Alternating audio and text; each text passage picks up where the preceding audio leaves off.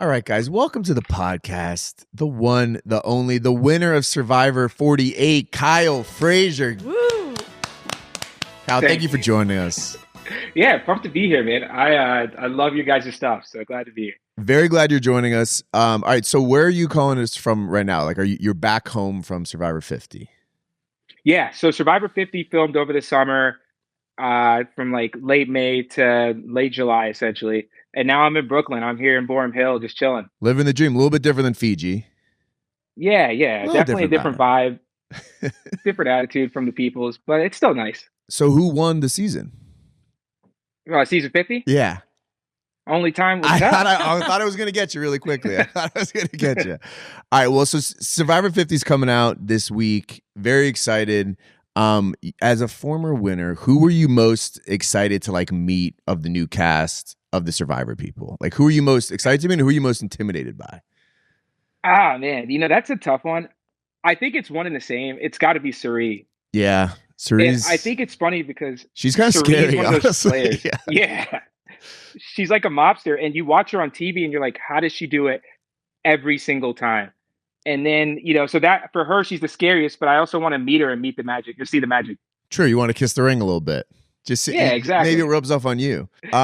Yeah. So this is like a stacked cast. So we got Mike White, who's like now actually like a very successful writer with White Lotus.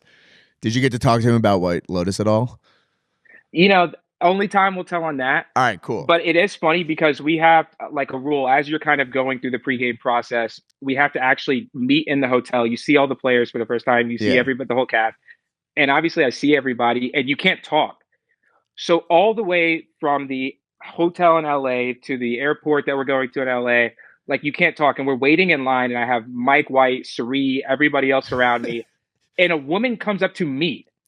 And she's like, and we can't talk. And she's like, hey, are you the guy from Survivor? Wow. With this entire cast around us. And I'm like, you just blew up my fucking spot. Honestly, like, dude, that is how I would react as well. I'm like such a big fan. So like, that's such a flex. Just walking in. I love that.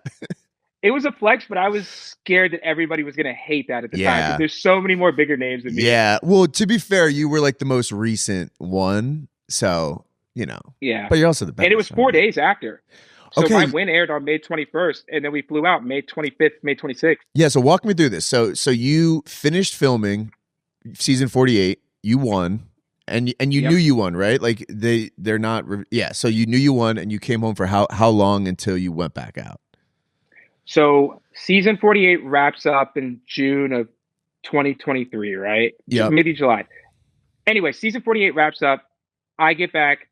I get married a month and a half later. Congratulations. Then my wife and I moved back to New York. Thank you.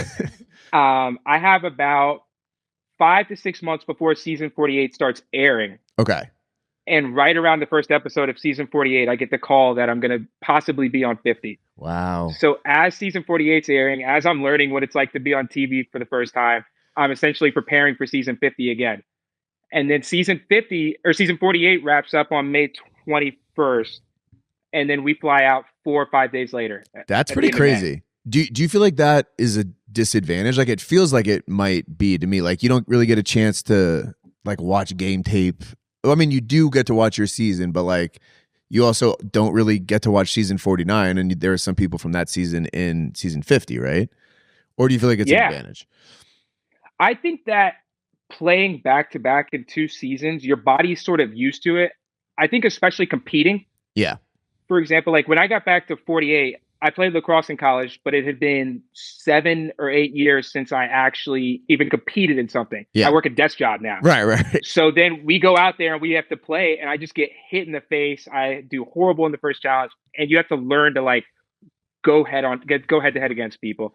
Yeah. So, okay. So, but your season ended and you came home for like 6 months. Like, did you get out of Survivor shape or I guess you had gotten the call early, but like, what was that transition back to like real life like? Well, so I was down 28 pounds when I came back from Survivor the first time. And basically, since I had the wedding coming up in a month and a half, I had to start lifting. I was eating burgers, drinking Mass Gators. You got to be jacked for your photos, dude. Yeah, exactly. But like, so that carried me back into getting into fighting shape. Okay. And then the day that I got the call for 50, I'd actually just I just hit my target weight, Okay. which was crazy. That's wild. Okay. And then you were like, okay, now I need to start training again. Exactly. Well, I was training. Got it. I was training just to get back in shape, and then they called me, and I was like, now I got to do the functional stuff, endurance, start watching game tape. It was crazy. Damn, that's crazy. Yeah, like what sort of things do you do to prepare the body for that? Just like stretch a lot and like try to like body weight exercises? Like what does that look like? So the first time I was just lifting a ton, doing a little bit of cardio, and then some functional stuff from a physical standpoint. And I tried to put on as much muscle as possible. And then I started cutting. And then 2 weeks before, I basically started eating burgers again and like trying to put on fat so you could shed all the weight and stuff like that. Got it. But then for 50, I started doing more functional stuff, a lot of balance stuff, hanging and like grip strength. Yep. And then mentally, I think one thing I did that a lot of people have never done is essentially I just started lying a ton to people.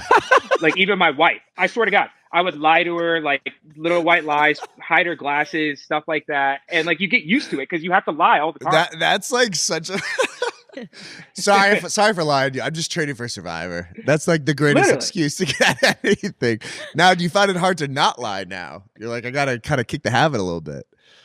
Well, the thing is, it never stops because you get back from 48 and I knew that I won. I told my wife, I told my parents and my brother, but everyone else doesn't know. So I have to lie to everyone in my real life for months and months and months. And you like had a full wedding. Literally. You're just lying about, like, I really can't tell you. And a lot of the Survivor players actually came to my wedding and Eva made up this dumbass lie that they were a laser tag team. Because no one knew who they were, and like everybody was like, "Who are these people?" Yeah, who are these jacked people? Like Joe is the biggest man in the entire world. David. I mean, David is a giant. Yeah, you had some like big physical guys, and Eva as well on your show, but you still did. Yeah, I mean, people say that we're the most physical cast, and probably yeah. I'm trying to think. It'd be hard to top David versus Goliath. Yeah, honestly. So you come back. What was life like for those 6 months? So I guess you couldn't really tell anyone that you won, but like, do you feel like the Survivor mindset translated to like your job? Like you work as a lawyer. Were you do people are like, oh, this guy's on Survivor, he's gonna be like trying to cutthroat me, or do people not really give a shit? Honestly, no, it is weird because you have to get out of the mindset and that you're competing, that people are coming after you, you're lying. My season was very emotional. So it took a little bit to come out of the shell, but I mean, I officiated a wedding right when I got back, and then I got married, so I kind of got thrown back into real life. Got it. But I still had to get back into the work lifestyle when I went back. And then it was funny because I went back to my old law firm, and essentially people are like, you can see the progression in which people are enjoying Survivor. Because at first the lawyers are like, why would you go on this? Like, are you going to ruin your career by going on TV? And then in the middle, the partners are like, oh, you're actually kind of a character, and I'm watching this with my kids, and this is cool. And then by the end, they're like, are you about to win $1 million? Like, what is going on right now? And it is hard to work. I was working full time at a law firm. Yeah. And you go and you're on TV and you're on Reddit and you're on Twitter and everything else. But I figured it out. Yeah. It's like people like, Kyle, we're not in tribes right now. Like, you don't have to treat this like Survivor. We're in an office. I do always say that it's a good point. Like Survivor, people think of Survivor as a like reality show, which it is, but I always thought it's like the least embarrassing reality show to go on as a normal person, because you're like competing, you're outsmarting, you're not like on The Bachelor, you know what I mean? 100%. And I had never really watched reality TV ever, and then COVID happened, and I ended up moving in with my now wife's, but then girlfriend's parents. And so my mother-in-law's a massive Survivor fan. I started watching and I was like, what is this game? Yeah. So I just got obsessed with the game, and I sent in an application the following year, and I never thought about it being TV. I swear to God, like people are like, oh, were you excited to go on TV? I was like, no, I wanted to play the game. And then I got there and the cameras were everywhere, and I was like, oh man. This is a show. Yeah, this is real. How quickly did it take you to just get used to being on camera like that? Did you kind of forget right away, or like? You forget right away. They do a really good job of making sure that it actually is an adventure. Yeah. Like it was a culture shock to see all those cameras when you pull up to the beach, but then you're playing the game and you're in it and you're trying to survive, and you really kind of forget about the cameras, and they're so professional, and like it's a complete setup, and that they're so good at making you feel like you're actually just there by yourself. Yeah. What would you say was like the hardest part of the season that you didn't expect to be the hardest part as a viewer? I mean, you are constantly covered in dirt and constantly wet. Yeah. I mean, this is the physical part. Like when you go to the beach, you can hop in the ocean, pop out, go under one of the showers, get all the sand off, you dry off. Out there in Survivor, you go out in the water, you better hope that the sun has at least another hour up there because if not, you're not going to dry up. Yeah. And then you can't really get the dirt off of you without sort of sitting down and using your clothes and then hopefully that like, you can get your socks back on quick enough. It's crazy. And I would assume being hungry too is like you don't realize how hungry you get. Or do you just get kind of hunger used is to being weird. hungry? Yeah. Because you're starving and at first it really, really hurts. But then you get past that and you realize you just don't have enough energy to even get up. Like every time I sat down, I had to put all of my mental energy into trying to stand up. And I think if you remember season 45, Jake passed out once or twice. Yes, yes. And I was like, how does that happen? What is he doing? And then you get out there and you're like, if you are not focusing all of your might to stand up and actually continue to stand up, you're going to pass out. That's crazy. I always I get really hangry. So I'm just like, I would be such a dick on this show. So that's my concern. But you were great. Not the same at all. Not the same at all. It's like if I go a few hours without a snack, it gets bad. But people do that. That happens on the show. I think that's part of the game is just trying to control your emotions because of the food. You're like, I'm tired and I'm hungry. Like I just am not thinking straight, honestly. And you can't vent to anybody. Right. When you have a bad day at work or a bad day, however it happens, you come home, my dogs are here, my wife is here, I can talk to them about it. Yeah. If I have a bad day out there, everyone else is actively plotting at getting $1 billion. That's pretty stressful. Yeah, it's terrible. What was the point in your season where you were like, I might actually win this thing? Because I know you had some good blind sides. You want to challenge. You and Camilla had a nice little secret alliance the whole time. What was the point when you were like, I actually might pull this off? I think that the point at which I thought I had it or I had a good chance was when I voted David out. So what they didn't show is David and I were extremely close and sort of we were kind of working hand in hand throughout the show as well. Obviously, me and Camilla had a great relationship. But then at that point where David kind of started to turn on me a little bit and he started to suspect some things of me, we were both in the middle. We had the majority alliance on one side with Joe and Eva and Shaheen. And then on the other side, we kind of had the people in the minority like Mitch, Camilla, everyone else who wanted to work with us. So when he tried to blow up my spot, I was like, either people are going to believe me or they're going to believe him. But if I get him out, then we can kind of ride this thing to the rest of the game. So that was probably my favorite part. That's incredible. Couple more questions. So what is the coolest thing that comes from winning Survivor? So I saw you updated your LinkedIn profile. That's got to feel pretty cool. Was that your most liked LinkedIn update ever? Winner of Survivor? Yeah, you know what? I can't tell if that's a really cool thing today or just the lamest thing I've ever done. You know what? That's how old are you? Like 30 something? 32. When you're 30, I'm 32 as well. When you're 32, it's things like that. You're like, I just went viral on LinkedIn. Yeah. I got to call my dad. I think that, the money's pretty nice. Yeah. But I will say there's something about being in the Winners Club. I didn't really think about it until even after the season, but you'll have people reach out to me like, hey, I love your game. And these are some of my favorite players ever, like him. And it just feels like you accomplished something a little bit more than yourself because I don't mean to sound corny, but Survivor has this physical element, this survival element, the social element. And if you win, you kind of have to check at least most of those boxes. Yeah. And it kind of makes you feel like, I guess I can do more. I don't know. I'm not explaining it the best way, but being in the winner's circle was great. Yeah, there's no accidental winners in that show, honestly. Like you don't stumble your way into winning it. So and there's a lot of great players that haven't won. So I think 1,000%. It's incredible. What did you do with the $1 million? So the first big purchase that I made was for her wedding gift. I bought my wife Taylor Swift tickets. Wow. To the Eras tour. Wow. That is crazy. Still probably the biggest purchase. By the way, the state of Taylor Swift that you have to be a millionaire to buy your wife tickets to that is like that's sick. Was it like insane seats? I mean, they were still decent. Yeah, you're like, I just spent $1 million and these are not even close to good seats. Well, literally, and two, like you don't get the $1 million until it actually airs on TV. Got it.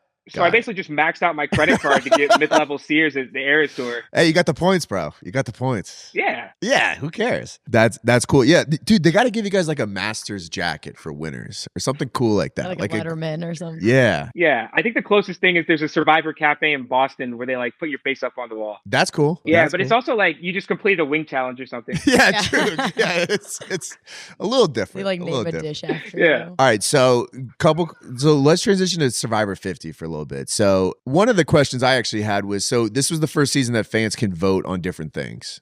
What are some of those things that fans voted on, and do you feel like it changed the game in ways for better or for worse? I do think that it's really cool. It's a really cool element, and as a player, it's always in the back of your head as to what's coming, and it added another layer to the game that I don't think I would have been thinking about in 48 at all. Got it. Okay, so our producer Izzy has never watched Survivor. Yeah. Why should she watch Survivor? Why should anyone watch Survivor? Yeah, why should I watch Survivor? Let me tell you. I legitimately think it's the best game on earth because if you look at the winners, for example, I guess I'm not the most recent winner, but if you look at all 49 winners at this point, all of them look completely different. All of them have different skill sets, but they come from different places. Some of them from Jersey, some of them have been in the woods, some of them are veterans. But for some reason, they all sort of elevate in this game where you have to check a ton of different boxes, like I mentioned. The survival element makes it very cool and checks some boxes for some people. Yeah. There's a social sort of drama element if you like the reality TV portion. Mm-hmm. But I think the game is the thing that draws the most people at this point. The strategy when it comes to forming alliances and also watching how that's developed or evolved over the course of the game. It's weird because like you continue to watch football because there are new players, there are new rosters, new narratives that you can sort of follow. Yeah. In Survivor, the game and the model stays exactly the same, but the players change in a similar way to the sport. But also the sport has evolved over time, if that makes sense. Yeah. So it's a really kind of cool amalgamation of life and reflection of life, I guess. I completely agree. Like when you watch the show, it's like this is a true representation of America. And it's interesting to see how people kind of play the game every show, every season. Yeah. I'm sold. Now I gotta And you watch. can get exposed to so many different types of people. Like one of my best friends now in the entire world is Eva, who's on my season. She's a woman who's a PhD student at Brown, like studying stuff that I can't even comprehend. She plays men's hockey. She talks openly about having autism. We love Eva. We have a podcast called The Empty Netter. She's been she's on some of them. Yeah, Eva's great. Yeah, she's like my best friend. That's awesome. You guys lied about your jobs on that season. We did. Eva told me that she was basically about to get kicked out of college and that she was in community college. And I was like, oh, listen, I've been locked up 3 times. Like, you're going to make it through. Like, it's okay. I've like have an accomplished career now as a teacher. And then she was like, surprise, I'm a PhD and I study seal whiskers for the Navy. It's like, wow, okay. Yeah, you're like, dang. Yeah. Damn. Why should someone apply to be on Survivor? Like how many times did you apply? Was it the first time you got it? And what was your reasoning for doing it? So I applied in 2021 after my best friend's wedding. I got COVID and it was Christmas actually. And my wife didn't get it. So she had left.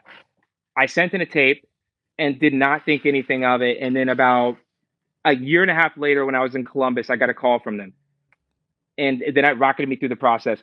But it really was just a 3-minute tape that I filmed on my couch. And I never thought really anything about it. I think that you should definitely apply because what's weird to me is a lot of people will be like, oh, I could never do that, or I could never play. And like, how did you accomplish it? And that answer is always weird to me because it's not just you out there. You're kind of relying on other people. And if I love like mafia movies and sci-fi movies and shit where things all fall apart. And every single time in those movies, when the plot sort of thickens, a group of people get together and they figure it out. And like, I think that people not only should believe in themselves, but being able to like rely on other people and like figure out problems with people. I think it's a really attractive thing where you can learn about yourself in the process. That's an incredible answer. I'm going to apply right now. This Dude, is you my should. initial tape. Yeah. All right, Kyle. Anything else that you want to share before we let you go? Any exciting things? By the way, did you get to meet Mr. Beast? Is that you can't tell? Okay. Only time will tell. But there are a Eilish? lot of cool celebrity sightings on Survivor. And I think that not as cool as Coach, though. Coach is the biggest celebrity to me. Oh, Coach is the He's man. bigger than Mr. Beast to me. Yeah. So before Survivor 50, I'm a massive Bills fan. And Okay. Coach like plays the trumpet for the Bills sometimes. I don't know if he sort of I tracks didn't know his that. story. That's funny. Yeah. And so I got him to sign my Stephon Diggs jersey, That's which, incredible. God, now looking looking back, that's a pretty weird thing to have happen. But I have a Stephon Diggs jersey with a coach signature Right, on like it. he's not on the Bills anymore. Yeah, but hey, Yeah, that's a going on. one-of-a-kind item. I love it. All right, Kyle. Well, I appreciate you taking the time. Where can people follow you? Instagram, LinkedIn? Yeah, Instagram, LinkedIn. Those are probably the two main ones. What's your Instagram? I got TikTok. All right, I'm cool. 32 though, so it's not that good. Yeah, it's fine. All right, Kyle. Well, we are very excited to watch the show when this interview comes out. So it's coming out Wednesday the 25th. So we'll be locked in, and I'm excited to see what happens. Hell yeah. Like I said, massive fan of you guys. Thank you so much for having me on the pod. And, hopefully we can talk Survivor after the season too. Yes, you will have to come on. Yes. Yes. That'd be awesome. All right, cool. Thanks, Kyle.